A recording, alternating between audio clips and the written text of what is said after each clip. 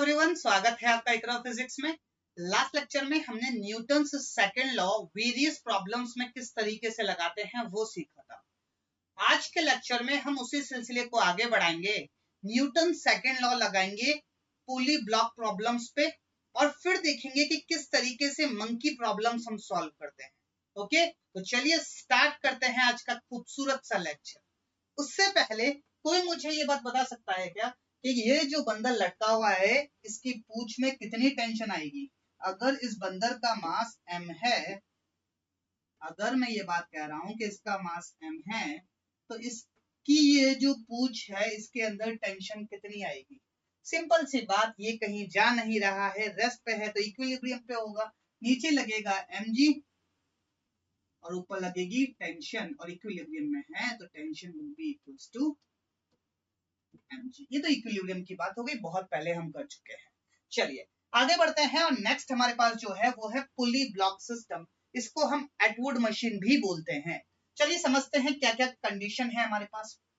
एक पुली है जिसका मास लेट से हमारे पास m है, यहाँ पे m1 मास का ब्लॉक है और यहाँ पे m2 मास का ब्लॉक है।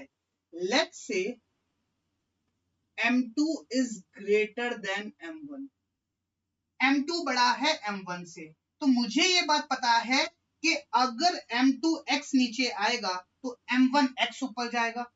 m2 की वेलोसिटी v नीचे तो m1 की वेलोसिटी v ऊपर।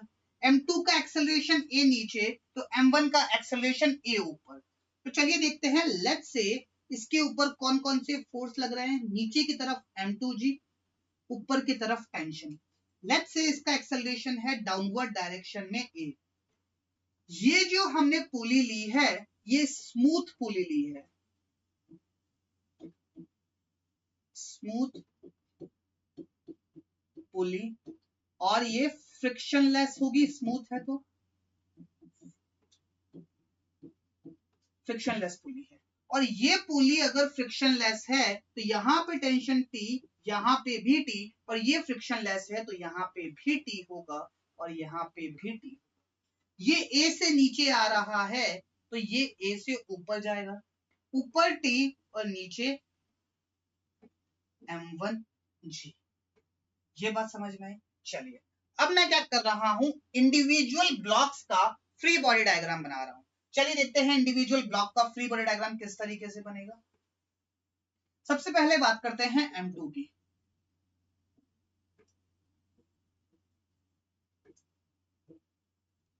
m2 की अगर मैं बात करूं तो डाउनवर्ड डायरेक्शन में लग रहा है m2g, ऊपर की तरफ लग रहा है t, और इसका एक्सेलरेशन है डाउनवर्ड डायरेक्शन में a।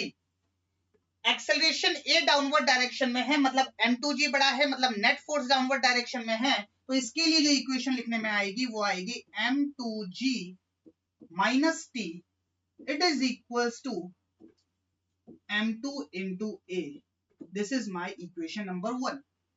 नेक्स्ट में क्या कर रहा हूं, m1 जो ब्लॉक है इसका फ्री बॉडी डायग्राम बनाऊंगा। m1 के ऊपर डाउनवर्ड डायरेक्शन में लग रहा है m1g, ऊपर की तरफ लग रही है टेंशन T, और इसका एक्सेलरेशन ऊपर की तरफ है A। अगर एक्सेलरेशन ऊपर है मतलब नेट फोर्स ऊपर है, मतलब टेंशन बड़ी है, और टेंशन बड़ी है तो T minus m1g it is equals to m1 into A। This is my equation number 2। और जब मैं इक्वेशन 1 और 2 को ऐड करूंगा, 1 प्लस 2, तो यहाँ पे देखो, यहाँ है माइनस टी, यहाँ पे है प्लस टी, तो माइनस टी प्लस टी तो आपस में कैंसिल हो जाएगा। यहाँ बचेगा m2g minus m1g it is equals to m1 plus m2 into a, और यहां से हमारे पास एक्सेलरेशन निकल के आ जाएगा which is m2g minus m1g divided by m1 plus m2।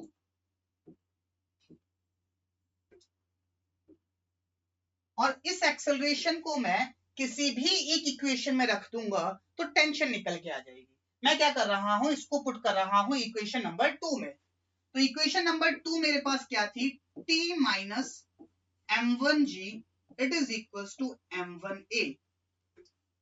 तो t की वैल्यू कितनी हो जाएगी, m1g plus m1 into a की वैल्यू आई m2 minus m1g divided by m1 plus m2। चलिए सॉल्व करते हैं। ये क्रॉस मल्टीप्लाई होगा तो ये बनेगा m1 square g plus m1 m2g plus m1 m2g minus m1 square g divided by m1 plus m2। यहां से m1 स्क्वायर g और ये m1 स्क्वायर g कट जाएगा, m1 m2g plus m1 m2g बनेगा 2m1 m2g। तो tension की value आ जाएगी 2m1 m2g divided by m1 plus m2।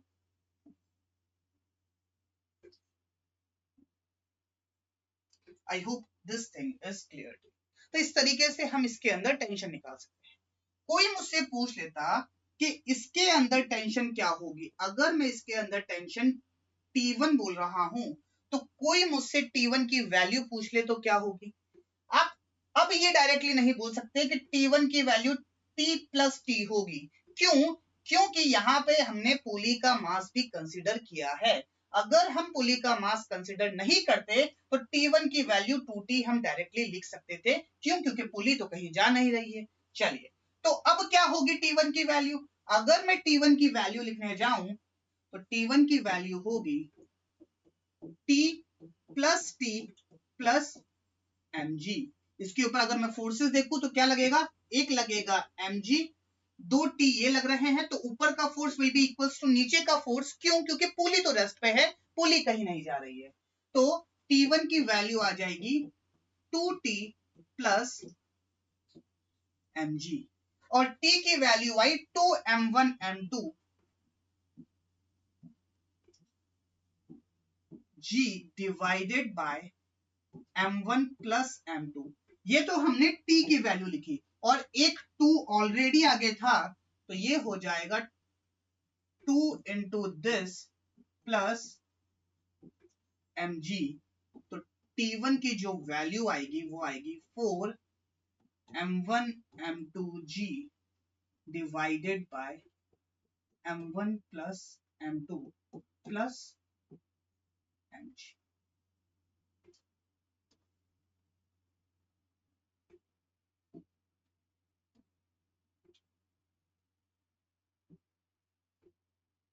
यही अगर ये पुली हिंज से बंधी हुई होती तो इस T1 की जगह हम क्या लिखते, हिंज फोर्स लिखते, तो हिंज फोर्स की वैल्यू भी यही आती। अगर हम मास ऑफ पुली को 0 कंसीडर करते हैं, इफ m इक्वल्स टू 0, तो हमारे पास हिंज फोर्स या फिर टेंशन इसकी वैल्यू आती है 4m1 m2g divided by m1 plus m2। I hope this thing is clear. तो ये बेसिक सा फंडा रहता है, कुछ नया नहीं किया, सिर्फ इक्वेशंस ऑफ मोशन लगाई है, अलग अलग पार्ट्स में अलग अलग बॉडीज का फ्री बॉडी डायग्राम बना के। लेकिन ये जो हमने एक्सेलरेशन निकाला, इसको निकालने का हमारे पास एक जुगाड़ और भी है। याद करो हमने एक सिचुएशन देखी थी, जितने भी लास्ट लेक्चर में सवाल किए थे उसमें एक फॉर्मूला हमने डिराइव किया था, विच इज चलाने वाला फोर्स माइनस रोकने वाला फोर्स डिवाइडेड बाय टोटल मास। तो चलिए देखते हैं उसको किस तरीके से अप्लाई करेंगे एक्सेलरेशन निकालने के लिए। ये सिर्फ और सिर्फ एक्सेलरेशन निकालने के ही काम आता है, बाकी सब चीजें वैसी की वैसी ही होगी। बेसिकली क्या हो रहा होगा, हम कर क्या रहे हैं, we are applying Newton's second law along string।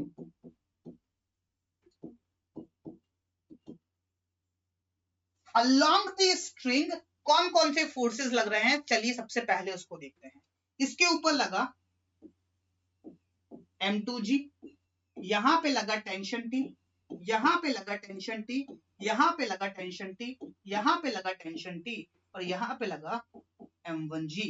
इसका एक्सेलरेशन a नीचे, इसका एक्सेलरेशन a ऊपर। तो अब बात समझो, जब मैं along the string Newton's laws of motion लगाऊंगा तो ये जो हमारे पास टेंशन है ये तो क्या हो जाएगा, इंटरनल फोर्स हो जाएगा। मैं क्या कर रहा हूं, m1 m2 और इस टेंशन को बेसिकली क्या मान रहा हूं, एक सिस्टम मान रहा हूं, इस स्ट्रिंग को एक सिस्टम मान रहा हूं। तो जब सिस्टम मानूंगा तो इसको नीचे ले जाने वाला फोर्स कौन सा है, m2g, माइनस ये ऊपर जा रहा है तो रोकने वाला फोर्स कौन सा है, m1g। It is equals to total mass which is m1 plus m2 into a। तो a की वैल्यू डायरेक्टली आ जाएगी m2g minus m1g divided by m1 plus m2। तो आप हमेशा ये वाली चीज अप्लाई करोगे कि चलाने वाला फोर्स माइनस रोकने वाला फोर्स। चलाने वाला फोर्स क्यों बोला, क्योंकि ये एक्सेलरेशन के डायरेक्शन में है, माइनस रोकने वाला फोर्स क्यों बोला, क्योंकि ये एक्सेलरेशन के अपोजिट डायरेक्शन में है। सर टेंशन क्यों नहीं लिया, क्योंकि टेंशन एक्शन रिएक्शन पेयर बन के इंटरनल फोर्स आ जाएगा, पर इंटरनल फोर्स को हम लिखते नहीं है। तो चलाने वाला फोर्स माइनस रोकने वाला force, it is equal to total mass into acceleration. यहां से आप एक्सेलरेशन की वैल्यू बहुत आसानी से निकाल सकते हैं। अगर ये समझ में नहीं आया तो क्या करो, इस स्ट्रिंग को बिल्कुल यहां से पकड़ के ऐसे कर दो। जब यहां से पकड़ के ऐसे कर दोगे तो ये क्या बनेगा, ये है हमारे पास m2, इस तरफ लग रहा है m2g, ये है हमारे पास m1 और इस तरफ लग रहा है m1g। अब इसके लिए इक्वेशन लगाओ पूरा सिस्टम मान के, m2g minus m1g divided by m1 plus m2। तो क्या यही एक्सेलरेशन हमारे पास आएगा। तो इस तरीके से भी आप चीजों को सोच सकते हो। और जब टेंशन निकालनी है तो किसी भी इंडिविजुअल बॉडी का फ्री बॉडी डायग्राम बना के हम टेंशन निकाल लेंगे। तो कुछ ना कुछ या फिर 90% हम वैसा ही करेंगे जो अब तक करते हुए आ रहे थे, और बस यहाँ पे इसको लिखने का तरीका हल्का सा मॉडिफाई हो जाएगा। यहाँ पे चलाने वाला भी नीचे है और रोकने वाला भी नीचे है। तो हमको ये बात देखनी है कि जो एक्सेलरेशन के डायरेक्शन में होगा वो चलाने वाला और जो एक्सेलरेशन के अपोजिट होगा वो रोकने वाला फोर्स। ओके, चलिए अब न्यूमेरिकल से ही चीजें समझ में आएगी, थोड़ी और क्लैरिटी आएगी। चलिए क्वेश्चन देखते हैं। क्वेश्चन क्या है हमारे पास, क्या पूछा है, find acceleration of both the blocks and tension in this string. चलिए ये 3 किलोग्राम, ये 2 किलोग्राम, ये भारी है तो ये नीचे की तरफ आएगा। तो इसके ऊपर कौन कौन से फोर्स लग रहे हैं, नीचे की तरफ लगेगा 30 न्यूटन। इसके ऊपर कौन सा फोर्स लग रहा है, 20 न्यूटन। यहाँ पे टेंशन T, यहाँ पे टेंशन T, यहाँ पे टेंशन T और यहाँ पे टेंशन T। और इसके बारे में जब कुछ भी नहीं दे रखा है तो हम मासलेस अज्यूम करेंगे, massless and frictionless and smooth pulley. चलिए अब सबसे पहले अगर मैं एक्सेलरेशन की बात करूं तो ये 30 बड़ा है तो नीचे की तरफ आएगा, तो ये एक्सेलरेशन इस डायरेक्शन में आएगा और ये एक्सेलरेशन इस डायरेक्शन में आएगा। अगर आपको नहीं चमकता है कि एक्सेलरेशन किस डायरेक्शन में आएगा, किसी भी डायरेक्शन में मान लो, अगर एक्सेलरेशन की वैल्यू पॉजिटिव आई मतलब आपने जो माना वो सही, और अगर एक्सेलरेशन की वैल्यू नेगेटिव आई तो आपने जो माना उसका डायरेक्शन उससे अपोजिट होगा। मैं क्या कर रहा हूं, डाउनवर्ड डायरेक्शन को पॉजिटिव मान रहा हूं। तो सबसे पहली बात, चलाने वाला फोर्स कौन सा है, 30, माइनस रोकने वाला फोर्स कौन सा है, 20, divided by total mass which is 3 plus 2 which is 5। Acceleration की वैल्यू आ जाएगी 10/5 which is 2 metre per second square. Acceleration की वैल्यू आ गई 2 मीटर पर सेकेंड स्क्वायर। अब टेंशन निकालनी है तो किसी भी एक ब्लॉक का फ्री बॉडी डायग्राम बना लो। चलिए मैं 2 किलोग्राम का बना रहा हूं। 2 किलोग्राम की अगर मैं बात करूं तो ऊपर की तरफ टेंशन T, नीचे की तरफ 20। ये नीचे है तो ये ऊपर आएगा, तो इसका एक्सेलरेशन है A ऊपर की तरफ। एक्सेलरेशन ऊपर मतलब टेंशन बड़ा होगा, और टेंशन बड़ा होगा तो चलाने वाला फोर्स माइनस रोकने वाला force, it is equal to mass into acceleration. और एक्सेलरेशन आया मेरे पास 2, तो टेंशन की वैल्यू आ जाएगी 24 न्यूटन। किसी के मन में आए कि नहीं सर मैं तो 3 किलोग्राम वाले का बनाऊंगा, तो 3 किलोग्राम वाले का बना लो, इसमें कौन सी बड़ी बात है। 3 किलोग्राम वाले का फ्री बॉडी डायग्राम बनाओगे तो नीचे की तरफ आएगा 30, ऊपर की तरफ आएगा T, और नीचे की तरफ आएगा acceleration 2 metre per second square. नीचे एक्सेलरेशन मतलब 30 बढ़ा तो 30 minus T it is equal to 6, तो टी की वैल्यू अगेन आ जाएगी 24 न्यूटन। आई होप इसमें किसी को कोई डाउट नहीं होगा। चलिए आगे बढ़ते हैं और अगला सवाल देखते हैं। इस सवाल को गौर से देखो और अगला सवाल देखो और 10 सेकंड में बताओ कि क्या आंसर सेम आएगा या अलग अलग आएगा। सवाल को गौर से देखो सबसे पहले, और नेक्स्ट सवाल है हमारे पास ये। इस सवाल को गौर से देखा आपने, इस सवाल को गौर से देखो और इसके बाद नेक्स्ट सवाल देखो ये। तो क्या आंसर हमारे पास सेम आएगा या अलग अलग आएगा, सोच के बताओ। चलो देखते हैं। हमने एक प्रॉपर्टी पढ़ी थी टेंशन की।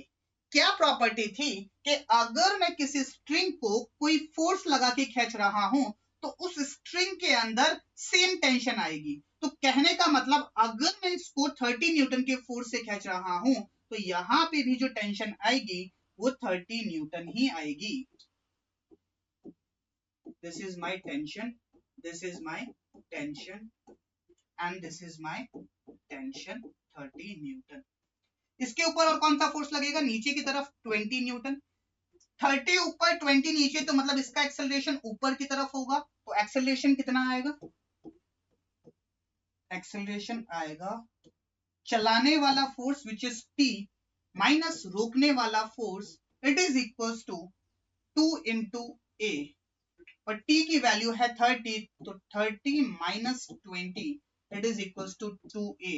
तो एक्सेलरेशन की वैल्यू आएगी 10/2 which is 5 metre per second square. देखा, दोनों सवाल लग तो एक जैसे रहे थे लेकिन दोनों के केस में एक्सेलरेशन की वैल्यू अलग अलग आई। इसी चीज को आप सिस्टम मान के भी सॉल्व कर सकते थे। चलाने वाला फोर्स कौन सा है, अगर मैं इसको सिस्टम मान के सॉल्व करता हूं तो एक्सेलरेशन की वैल्यू कितनी आएगी, चलाने वाला फोर्स विच इज 30 माइनस रोकने वाला force which is 20 divided by total mass. Mass तो सिर्फ 2 किलोग्राम ही है, तो यहां पे आ जाएगा 2, it is equal to 5 metre per second square. I hope this thing is clear to you. दोनों सवालों में आपको फर्क नजर आया होगा। यहाँ पे 3 किलोग्राम का ब्लॉक था, हालांकि इस ब्लॉक के ऊपर 30 न्यूटन फोर्स लग रहा था, लेकिन फिर भी एक्सेलरेशन और टेंशन की वैल्यू अलग अलग आई। आई होप ये दोनों सवाल आपको क्रिस्टल क्लियर होंगे। ओके, चलिए आगे बढ़ते हैं और अगला सवाल देखते हैं। क्या पूछा है, find acceleration of both the blocks and tension in this string. तो मुझे थोड़ा बहुत ये नजर आ रहा है कि 3 किलोग्राम बड़ा है तो ये नीचे की तरफ आएगा, और ये नीचे की तरफ आएगा, तो लेट्स से इसका एक्सेलरेशन है नीचे की तरफ a। नीचे की तरफ इसके ऊपर लगा 30 न्यूटन का फोर्स, ऊपर की तरफ लगा टेंशन T, यहाँ पे टेंशन T, यहाँ पे टेंशन T, और यहाँ पे टेंशन T। और जितना ये नीचे आएगा उतना ये आगे आएगा, जितना इसकी वेलोसिटी होगी उतनी इसकी वेलोसिटी होगी, जितना इसका एक्सेलरेशन होगा उतना ही इसका एक्सेलरेशन होगा, तो इसका एक्सेलरेशन होगा इस तरफ a। चलिए डायरेक्ट वो लगाए, चलाने वाला फोर्स माइनस रोकने वाला फोर्स। चलिए देखते हैं, एक्सेलरेशन की डायरेक्शन में फोर्स कौन सा है, 30 न्यूटन, तो ये हमारे पास चलाने वाला फोर्स होगा, माइनस रोकने वाला फोर्स। क्या 2 किलोग्राम को आगे जाने से कोई फोर्स रोक रहा है क्या, नहीं, कोई फोर्स नहीं रोक रहा है। ये टेंशन तो इंटरनल फोर्स हो गया, और कोई फोर्स नहीं लग रहा जो एक्सेलरेशन के अपोजिट डायरेक्शन में है, तो रोकने वाला फोर्स हमारे पास 0 है, divided by total mass 3 + 2 which is 5, it is equals to acceleration. तो एक्सेलरेशन की वैल्यू आ जाएगी 30/5 6 metre per second square. Acceleration की वैल्यू क्या आएगी, 6 मीटर पर सेकंड स्क्वायर। अब टेंशन निकालनी है, किसी भी एक का फ्री बॉडी डायग्राम बना लो। मैं इसका फ्री बॉडी डायग्राम बना रहा हूं। 2 किलोग्राम की अगर मैं बात करूं तो इस डायरेक्शन में लग रहा है टेंशन T, और इसी डायरेक्शन में है एक्सेलरेशन A। 2 किलोग्राम है बिल्कुल, तो T की वैल्यू कितनी हो जाएगी, 2 इंटू A, तो A की वैल्यू है 6, तो 2 इंटू 6, तो टेंशन आ जाएगी 12 Newton. I hope this question is clear. Okay, चलिए आगे बढ़ते हैं और अगला सवाल देखते हैं। अगला सवाल क्या है हमारे पास। अगेन हमको क्या निकालना है, टेंशन निकालनी है और बोथ ब्लॉक्स का एक्सेलरेशन निकालना है। चलिए देखते हैं किस तरीके से सॉल्व होगा। इसके ऊपर कौन कौन से फोर्स लग रहे हैं। नीचे की तरफ लग रहा है 100, ऊपर की तरफ टेंशन T, यहाँ पे टेंशन T, यहाँ पे टेंशन T और यहाँ पे टेंशन T। मुझे नहीं पता कि किस तरफ किस ब्लॉक का एक्सेलरेशन होगा। मैं अज्यूम कर लेता हूं कि इसका एक्सेलरेशन नीचे की तरफ है A, तो इसका एक्सेलरेशन A नीचे, तो इसका एक्सेलरेशन A इस तरफ। अब बात समझो कि अगर मेरा अजम्पशन गलत होगा तो A की वैल्यू नेगेटिव आ जाएगी, और तो क्या बात होगी, है ना। चलिए अब बात समझो कि चलाने वाला फोर्स कौन सा है, जो एक्सेलरेशन की डायरेक्शन में है। तो चलाने वाला फोर्स विच इज 100 माइनस रोकने वाला फोर्स जो एक्सेलरेशन के अपोजिट डायरेक्शन में है 10 divided by total mass which is 20 plus 10 30, it is equals to acceleration. तो एक्सेलरेशन की वैल्यू आ जाएगी 3 metre per second square. Acceleration मेरे पास आ गया, तो टेंशन निकालना कौन सी बड़ी बात है। किसी भी एक बॉडी का फ्री बॉडी डायग्राम बना लो। लेट्स से मैं बना रहा हूं 20 किलोग्राम का, तो 20 का फ्री बॉडी डायग्राम। तो इस तरफ T, इस तरफ A और इस तरफ कौन सा फोर्स लग रहा है 10 न्यूटन का। तो इस तरफ एक्सेलरेशन है तो इसी तरफ टेंशन बड़ा फोर्स होगा, तो T minus 10 it is equals to 20 into 3, तो T की वैल्यू आ जाएगी 70 न्यूटन। आप बोलोगे नहीं सर इससे बताओ, तो 100 minus T it is equals to 10 into 3, तो अगेन टेंशन की वैल्यू कितनी आ जाएगी विच इज 70 न्यूटन। आप इस तरीके से भी चीजों को सोच सकते थे। आई hope this question is clear. Okay चलिए आगे बढ़ते हैं और अगला सवाल देखते हैं। चलिए इसमें देखते हैं क्या क्या फोर्सेस लग रहे हैं। इसके ऊपर लगा नीचे की तरफ 200 न्यूटन, यहां पे लगी एक टेंशन, यहां पे लगी एक टेंशन, यहां पे एक टेंशन और यहां पे एक टेंशन। 10 के दो कंपोनेंट, एक आएगा डाउनवर्ड डायरेक्शन में, इसके ग्रेविटेशनल फोर्स के दो कंपोनेंट, एक आएगा इस डायरेक्शन में which is 100 cos 30 which is 100 into root 3 by 2, it is equals to 50 root 3। और एक आएगा इस डायरेक्शन में 100 sin 30, sin 30 होता है 1/2, तो ये हो जाएगा 50 न्यूटन। अब मेरी बात सुनो कि इसको तो ये नॉर्मल बैलेंस कर देगा, यहां पे एक नॉर्मल लगेगा तो इसको तो ये नॉर्मल बैलेंस कर देगा। इसको मूव कराने की जिम्मेदारी सिर्फ और सिर्फ इस 50 न्यूटन की होगी। तो ये बड़ा है, तो मैं ये बात मान रहा हूं कि इसका एक्सेलरेशन A नीचे, तो इसका एक्सेलरेशन होगा A इस तरफ। तो अगर मैं बात करूं चलाने वाले फोर्स की, तो वो हो जाएगा 200 न्यूटन माइनस रोकने वाला फोर्स मतलब एक्सेलरेशन के अपोजिट डायरेक्शन में विच is 50 Newton divided by total mass which is 20 plus 30 which is 20 plus 10 which is 30. This is my acceleration. तो acceleration की वैल्यू आ जाएगी 150 divided by 30, इससे ये गया तो acceleration आ गया 5 metre per second square. Acceleration आ गया तो किसी भी एक बॉडी का फ्री बॉडी डायग्राम बना के हम टेंशन निकाल सकते हैं। तो लेट्स से इसका बनाते हैं 20 किलोग्राम का। 20 किलोग्राम की अगर मैं बात करूं तो नीचे की तरफ लग रहा है 200, ऊपर की तरफ लग रहा है टेंशन और एक्सेलरेशन है नीचे की तरफ which is 5 metre per second square. तो ये क्या इक्वेशन बनेगी 200 minus T it is equals to 20 into 5, तो T की वैल्यू हो जाएगी 20 इंटू 5 इज 100, तो टेंशन की वैल्यू आ जाएगी 100 Newton. I hope this question is clear. Okay चलिए आगे बढ़ते हैं और अगला सवाल देखते हैं। Acceleration of both the blocks and tension in this string. चलिए कुछ भी मान लो, लेट्स से ये मूव कर रहा है इस तरफ विद एक्सेलरेशन A और ये मूव कर रहा है इस तरफ विद एक्सेलरेशन A। तो इसके ऊपर इस डायरेक्शन में कौन सा फोर्स लगेगा? इस डायरेक्शन में लगेगा 10 sin 53. sin 53 होता है 4/5 which is 8 न्यूटन. 10 sin 37 तो sin 37 होता है 3/5 तो ये हो गया 6 न्यूटन. अब मुझे ये नजर आ रहा है कि ये नीचे आएगा, लेकिन चलिए देखते हैं हमारे पास एक्सेलरेशन की वैल्यू नेगेटिव आती है या नहीं आती है. तो इससे हमारी वो थ्योरी भी प्रूफ हो जाएगी कि किसी भी डायरेक्शन में मान लो अगर नेगेटिव आई तो मतलब हमारा जो डायरेक्शन हमने माना है वो अपोजिट होगा.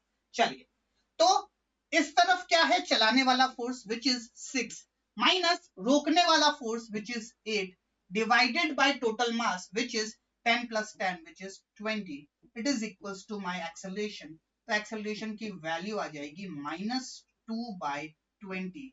It is equals to -1/10 metre per second square.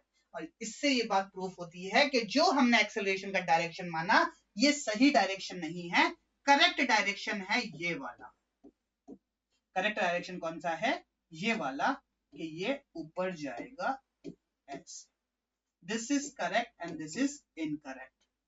Okay? चलिए, तो एक्सेलरेशन आ गया. अब टेंशन निकाल सकते हैं, बिल्कुल निकाल सकते हैं. इस तरफ होगी टेंशन T. तो 8 minus T इसके फ्री बॉडी डायग्राम से 8 minus T it is equals to 10 into 1/10. तो ये कितना आएगा? 1. तो T की वैल्यू आ गई 8 minus 1 which is 7 Newton. I hope this question is clear. चलिए आगे बढ़ते हैं और अगला सवाल देखते हैं. अगेन हमसे क्या पूछा गया है? Find acceleration of all the blocks and tension in this string. अब हमारे पास 3 ब्लॉक्स है. चलिए समझने की कोशिश करते हैं किस तरीके से चीजें हो रही होगी. ये 30 किलोग्राम है, ये 10 किलोग्राम है. तो मेरा दिमाग ये कहता है कि ये नीचे आ रहा होगा. तो मैंने ये बात मानी कि इसका एक्सेलरेशन ए नीचे. ये इस स्ट्रिंग से बंधा हुआ है तो इसका एक्सेलरेशन ए इस तरफ. ये इस स्ट्रिंग से बंधा हुआ है तो इसका एक्सेलरेशन ए ऊपर की तरफ.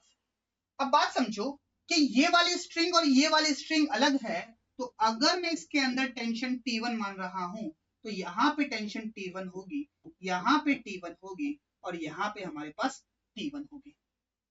इसके अंदर अगर मैं टेंशन T2 मान रहा हूं तो यहाँ पे हमारे पास T2 होगी, यहाँ पे T2 होगी और यहाँ पे हमारे पास T2 होगी. चलिए देखते हैं. इसके ऊपर अगर मैं फोर्स की बात करूं तो नीचे की तरफ लगेगा 300 न्यूटन. इसके ऊपर अगर मैं फोर्स की बात करूं तो नीचे की तरफ लगेगा 100 न्यूटन. अब मैं क्या कर रहा हूं? इसको, इसको और इसको तीनों को एक सिस्टम मान रहा हूं. जब तीनों को सिस्टम मानूंगा तो चलाने वाला फोर्स कौन सा होगा? जो कि एक्सेलरेशन के डायरेक्शन में होगा विच इज 300 न्यूटन. तो चलाने वाला फोर्स माइनस रोकने वाला फोर्स कौन सा होगा? 100 न्यूटन. सर ये टेंशन को क्यों इंक्लूड नहीं किया? ये भी तो लग रहा है ये इंटरनल फोर्सेस है. Divided by total mass. Total mass कौन सा है? 10 plus 20 30, 30 plus 30 60. This will be my acceleration a. तो ए की वैल्यू कितनी आ जाएगी? 200 डिवाइडेड बाय 60. इससे ये गया तो एक्सेलरेशन मेरे पास आ गया 10/3 metre per second square. Acceleration की वैल्यू मेरे पास आ गई. तो क्या मैं हर स्ट्रिंग के अंदर टेंशन निकाल सकता हूं? बिल्कुल निकाल सकता हूं. चलिए सबसे पहले 30 किलोग्राम का फ्री बॉडी डायग्राम बनाते हैं. इसके ऊपर नीचे की तरफ लग रहा है 300, ऊपर की तरफ लग रहा है T1 और नीचे की तरफ इसका एक्सेलरेशन है 10/3. नीचे की तरफ एक्सेलरेशन मतलब 300 बढ़ा. तो क्या हो जाएगा? 300 minus T1 it is equals to 30 into 10/3. तो 3 1 जा 3 10 जा. तो T1 की वैल्यू आ जाएगी 300 minus 100 it is equals to 200 newton. तो इस स्ट्रिंग में जो टेंशन निकल के आई वो निकल के आई 200 न्यूटन. चलिए T2 की अगर मैं वैल्यू निकालूं तो ऊपर की तरफ लग रहा है T2, नीचे की तरफ लग रहा है 100. It is equals to 10 into A. Acceleration की वैल्यू है 10/3. तो T2 की वैल्यू आ जाएगी 100 प्लस 100/3, तो T2 की वैल्यू आ जाएगी 400/3 न्यूटन। अब हमारे पास जो T1, T2 और एक्सेलरेशन की वैल्यू आई, ये सही आई या नहीं आई, इस चीज को भी हम चेक कर सकते हैं बाय अप्लाइंग चलाने वाला फोर्स माइनस रोकने वाला force, it is equal to mass into acceleration on 20 kilogram. चलिए आगे की तरफ T1 की वैल्यू कितनी है 200, पीछे की तरफ T2 की वैल्यू कितनी आई 400/3 और इस एक्सेलरेशन की वैल्यू कितनी आई 10/3। तो आगे है तो मतलब T1 बड़ा होगा। चलिए अप्लाई करते हैं यहां पे चलाने वाला फोर्स विच इज 200 माइनस रोकने वाला force which is 400/3, it is equals to mass into acceleration which is 20 into 10/3। चलिए ये कितना हो जाएगा 600 minus 400 which is 200/3, it is equals to 200/3। LHS is equals to RHS, मतलब जो पढ़ा जो निकाला सारी टेंशन सारे एक्सेलरेशन बिल्कुल सही है। आई hope this question is clear. Okay चलिए आगे बढ़ते हैं और अगला सवाल देखते हैं। हमारे पास क्या दे रखा है कि यहाँ पे है 2 किलोग्राम और यहाँ पे है 3 किलोग्राम। तो मुझे ये महसूस होता है कि ये आएगा नीचे की तरफ, let's say with acceleration A, तो इसके ऊपर लगेगा 30 नीचे, tension T, tension T, tension T, tension T और यहाँ पे टेंशन T और नीचे की तरफ 20 न्यूटन। और इसका एक्सेलरेशन नीचे है तो इसका एक्सेलरेशन ऊपर की तरफ है। चलिए एक्सेलरेशन की अगर मैं बात करूं तो चलाने वाला फोर्स कौन सा है 30 माइनस रोकने वाला फोर्स कौन सा है 20 divided by total mass which is 5, तो एक्सेलरेशन की वैल्यू आ जाएगी 2 मीटर पर सेकेंड स्क्वायर। और टेंशन के लिए क्या करो, किसी भी एक स्ट्रिंग का फ्री बॉडी डायग्राम बना लो, इसका बना लो, तो ये क्या हो जाएगा T माइनस 30, सॉरी 30 बड़ा है,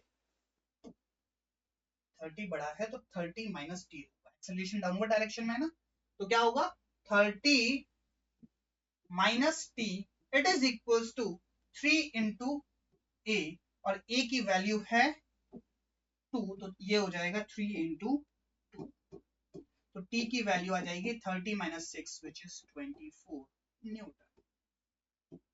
ठीक है, इसी चीज को आप इस पे लगा के भी सोच सकते हैं। ओके चलिए आगे बढ़ते हैं और अगला सवाल देखते हैं, इसी की नई वेराइटी। इसकी अगर मैं बात करूं तो इसके अंदर कौन कौन से फोर्सेस लग रहे हैं, नीचे की तरफ 300, यहाँ पे लेट्स से इसका एक्सेलरेशन है A नीचे की तरफ, तो इसका एक्सेलरेशन A होगा इसकी तरफ। और अगर मैं इसके ऊपर बात करूं तो इसके ऊपर डाउनवर्ड डायरेक्शन में लग रहा होगा 100 न्यूटन। लेट्स से यहाँ पे टेंशन है T1, यहाँ पे टेंशन T1, यहाँ पे टेंशन T1, तो यहाँ पे टेंशन T1। लेट्स से यहाँ पे टेंशन T2, यहाँ पे टेंशन T2 और यहाँ पे टेंशन T2 और यहाँ पे टेंशन T2। बात समझ आई? तो क्या करेंगे, चलाने वाला force 300 minus 100 divided by total मास 30, 20 और 10, तो क्या 10/3 आ जाएगा, है ना? नहीं, यहाँ पे एक मास और एक फोर्स और है जो कि छुपा हुआ है, वो है इसका फोर्स। अरे इसका भी तो फोर्स लगेगा। पहले तो क्या था कि ये हॉरिजॉन्टल था तो अलोंग द स्ट्रिंग कोई फोर्स नहीं लग रहा था, इसका ग्रेविटेशनल फोर्स इसके परपेंडिकुलर था।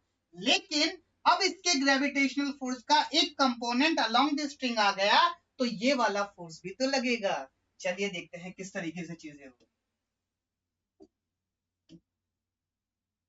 चलो 20 का इस डायरेक्शन में क्या आएगा 20 sin 30, सॉरी 200 sin 30, तो ये आ जाएगा 100 न्यूटन।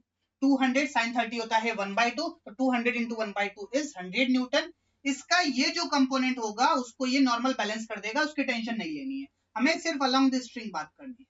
चलिए अब बात करते हैं चलाने वाला फोर्स चलाने वाला फोर्स कौन सा है, जो एक्सेलरेशन की डायरेक्शन में है, इट इज 300, माइनस रोकने वाला फोर्स, इसका एक्सेलरेशन ए ऊपर की तरफ होगा, तो रोकने वाला फोर्स कौन सा है 100, लेकिन एक और रोकने वाला फोर्स हो गया एक्सेलरेशन के अपोजिट डायरेक्शन में, which is 100 divided by total mass 30 plus 20 50 divided by 60.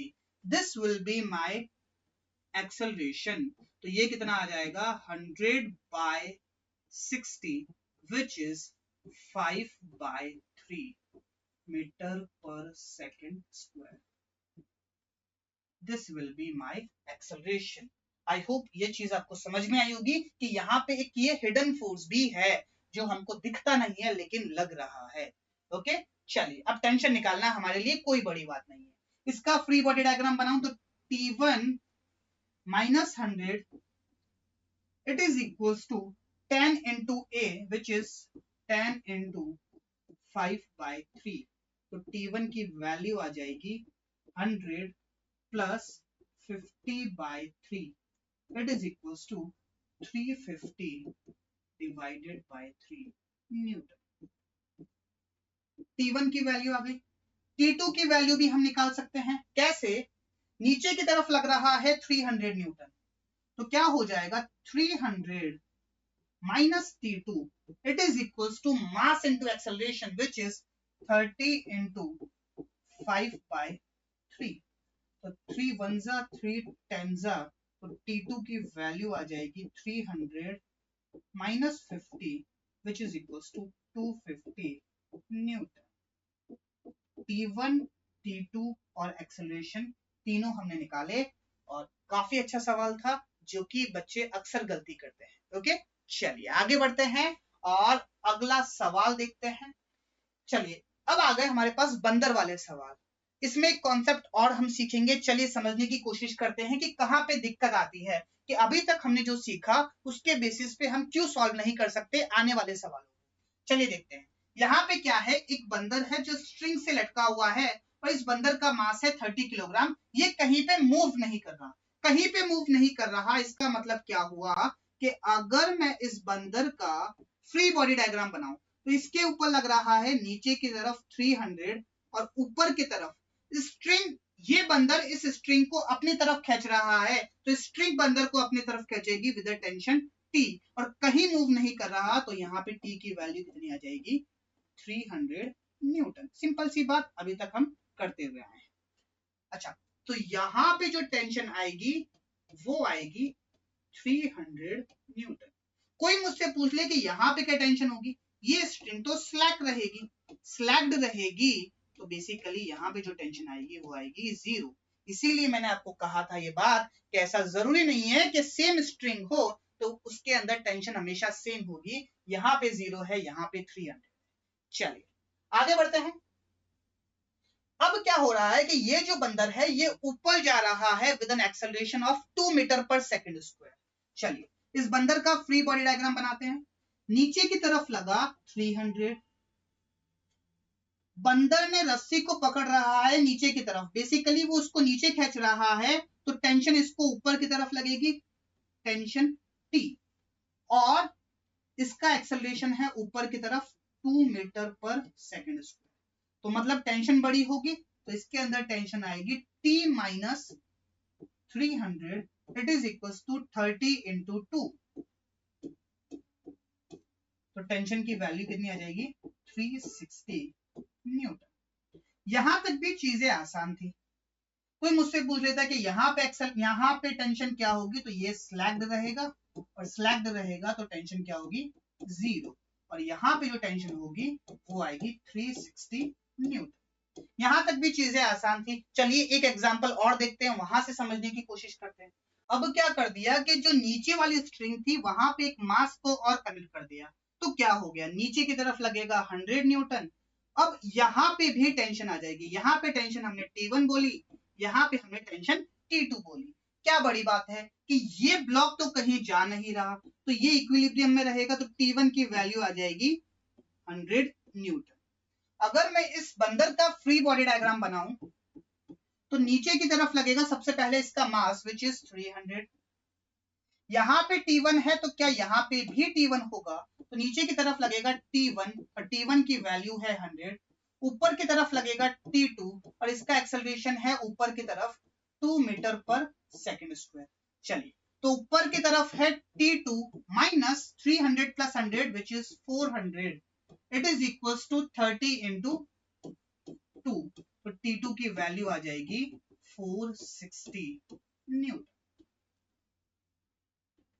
T2 की वैल्यू आ गई 460 न्यूटन। यहां तक भी चीजें सही थी, लेकिन अगर मैं चीजों को ऐसे समझू कि अलग अलग बंदर आ गए जिनका एक्सेलरेशन अलग अलग होगा, तो इंडिविजुअल बॉडी पे फ्री डायग्राम बना के हम चीजों को सोच सकते हैं, लेकिन ये बहुत लंबा हो जाता है। इसीलिए हमने एक नए कॉन्सेप्ट को डेवलप किया। नया कॉन्सेप्ट तो क्या, पुराना वाला ही कॉन्सेप्ट है, उसको हल्का सा मॉडिफाई किया। चलिए समझने की कोशिश करते हैं और उसकी हेल्प से इस सवाल को सॉल्व करने की कोशिश करते हैं। चलिए, अच्छा दिक्कत क्या हुई, अभी तक हम जो ब्लॉक मान रहे थे उन सबका एक्सेलरेशन सेम था। यहां पे भी अगर हम इसको ब्लॉक मानते तो इनका एक्सेलरेशन अलग अलग है। तो दिक्कत ये हुई कि सबका एक्सेलरेशन सेम था, अब एक्सेलरेशन अलग अलग आ गए, तो चीजों को किस तरीके से सॉल्व करेंगे वो समझने की कोशिश करते हैं। तो मैंने क्या किया कि एक सिस्टम लिया, इस सिस्टम के अंदर डिफरेंट डिफरेंट मासेस है, M1, M2, M3 इस तरीके से, और लेट से M1 के ऊपर जो नेट एक्सटर्नल फोर्स लग रहा है वो है मेरे पास F1। M2 के ऊपर जो नेट एक्सटर्नल फोर्स लग रहा है वो है F2। M3 के ऊपर जो नेट एक्सटर्नल फोर्स लग रहा है वो है F3। तो अगर मैं पूरा सिस्टम मान रहा हूं तो मेरे पास नेट एक्सटर्नल फोर्स क्या हो जाएगा, F1 plus F2 plus F3 इस तरीके से। तो इसकी वैल्यू क्या होगी, F1 के ऊपर net external force, sorry M1 के ऊपर नेट एक्सटर्नल फोर्स लग रहा है F1, तो F1 की वैल्यू क्या होगी, M1 इंटू A1, इसकी वैल्यू कितनी होगी M2 इंटू A2, इसकी वैल्यू कितनी होगी M3 इंटू A3। तो जब मैं इनको ऐड करूंगा तो क्या ये इस तरीके से आएगा, M1 into A1 plus M2 into A2 plus M3 into A3 इस तरीके से। और ये क्या है, पूरे सिस्टम के ऊपर नेट एक्सटर्नल फोर्स, तो F net external it is equals to M1 A1 plus M2 A2 plus M3 A3 इस तरीके से हम लगा सकते हैं। मतलब जब हर ऑब्जेक्ट अलग अलग एक्सेलरेशन से मूव कर रहा है तो पूरे सिस्टम के ऊपर net external force will B M1 A1 plus M2 A2 plus M3 A3। हमने ये बात कही थी कि जो नेट एक्सटर्नल फोर्स का डायरेक्शन होगा वो इनके सम का डायरेक्शन होगा, क्यों, क्योंकि वेक्टर क्वांटिटी है। तो अगर मैं कहीं पे ये बात लिख रहा हूं कि net external force in x direction, तो यहां पे क्या होगा M1 A1, A1 का x डायरेक्शन में plus M2 A2 x direction में एंड सो ऑन। अगर मैं कहीं पे ये बात लिख रहा हूं कि net external force in y direction, तो यहां पे भी एक्सेलरेशन जो लूंगा वो y डायरेक्शन लूंगा, M2 A2 in y direction and so on. और कहीं पे अगर इंक्लाइन प्लेन लिख रहा हूं तो वहां पे जो एक्सेलरेशन लूंगा अलोंग द इंक्लाइन प्लेन लूंगा। इस तरीके से हम चीजों को सॉल्व करते हुए चलेंगे। ओके, चलिए थ्योरी से आधा समझ आ गया होगा, आधी चीजें हम न्यूमेरिकल सॉल्व करके समझते हैं। चलिए देखते हैं किस तरीके से हमारा Newton's laws of motion apply होगा यहाँ पे। तो मैं क्या कर रहा हूं, मुझे निकालना है ये T1, ये T2 और ये T3।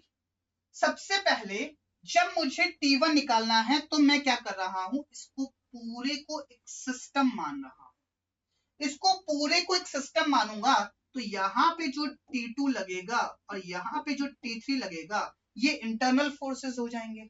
चलिए देखते हैं। अब लेट्स से ऊपर की तरफ है T1, नीचे की तरफ कौन कौन से फोर्स लगेंगे? इसका gravitational force which is 50 plus इसका gravitational force which is 30 plus इसका ग्रेविटेशनल फोर्स विच इज 20। ये मैंने क्या लिखा? Net external force. ऊपर की तरफ T1 और नीचे की तरफ हमने ये बात मानी कि इसके ग्रेविटेशनल फोर्स लिखती है। अब it is equals to M1A1। M1A1 कितना है? 5 into 1 which is 5। ऊपर वाले को पॉजिटिव मान रहा हूं तो नीचे वाला नेगेटिव हो जाएगा, माइनस 3 into 2 फिर 2 into 1 प्लस 2 into 1। तो T1 की वैल्यू कितनी हो जाएगी? T1 minus 5 plus 3 80, 80 plus 20 100। It is equals to 5 plus 2 7, 7 minus 3 is 4। तो T1 की वैल्यू आ जाएगी 104 Newton. I hope this question is clear.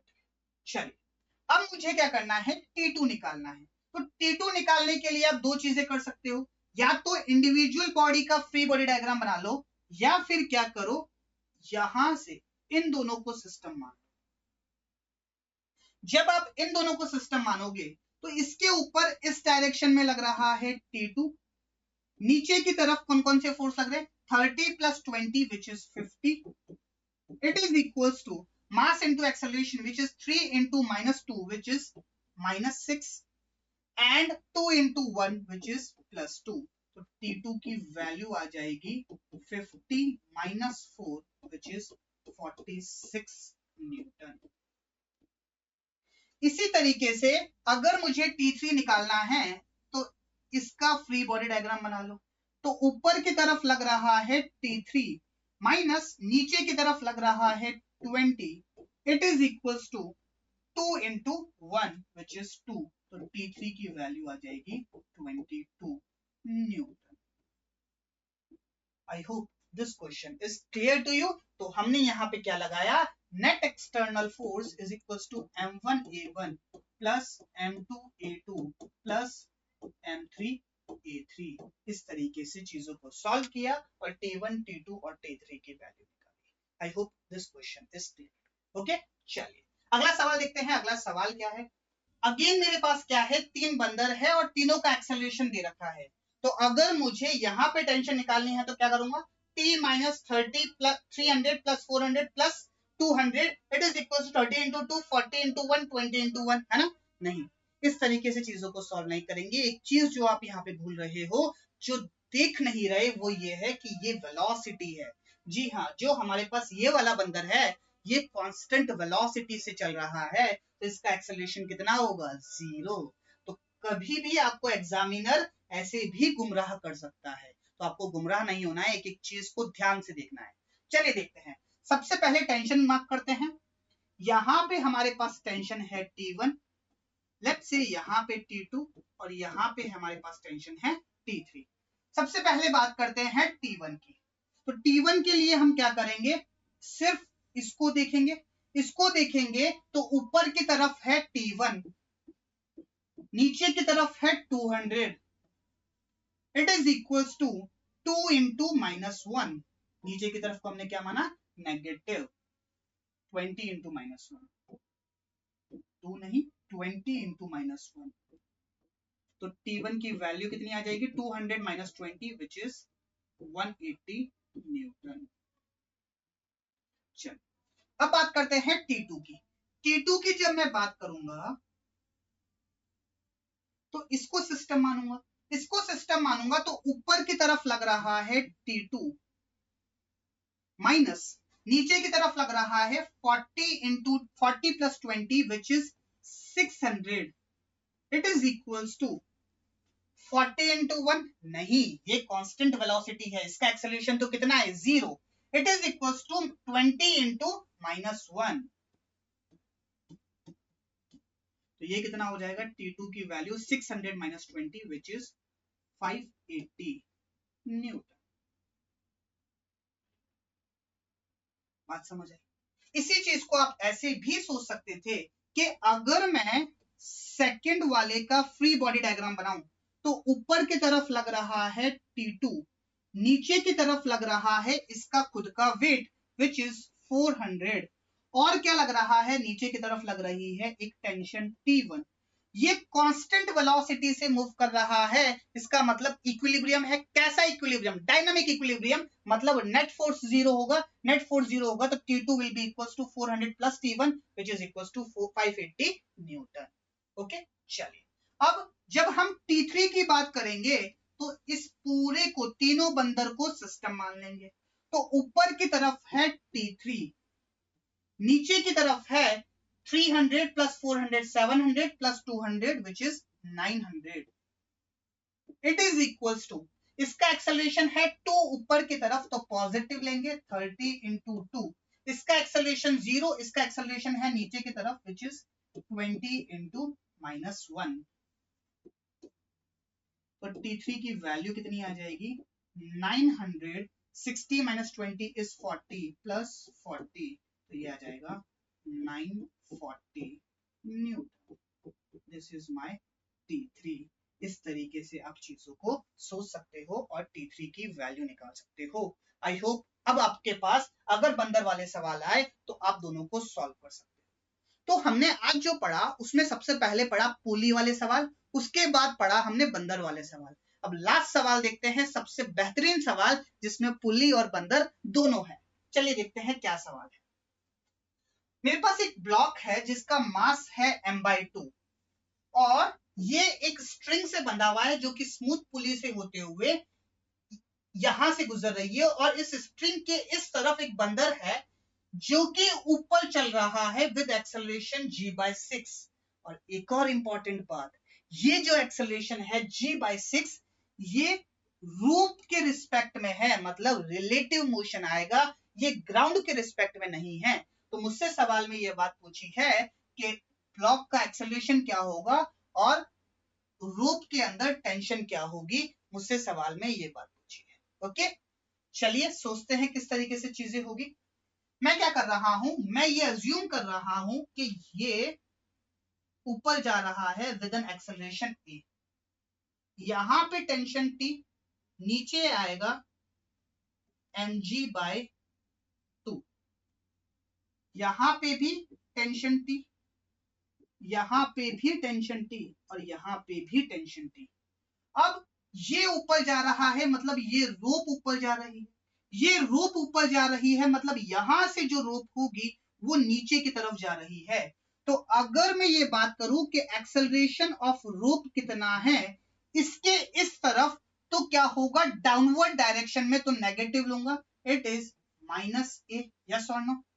अब बात समझो कि एक्सेलरेशन ऑफ रोप है -a, चलो इसको जे कैप बोल दो, जे कैप बोल दो कि नीचे की तरफ एक जे कैप, और मुझे ये बात दे रखी है कि acceleration of monkey with respect to rope ये है g/6 और प्लस जे कैप मतलब ऊपर की तरफ।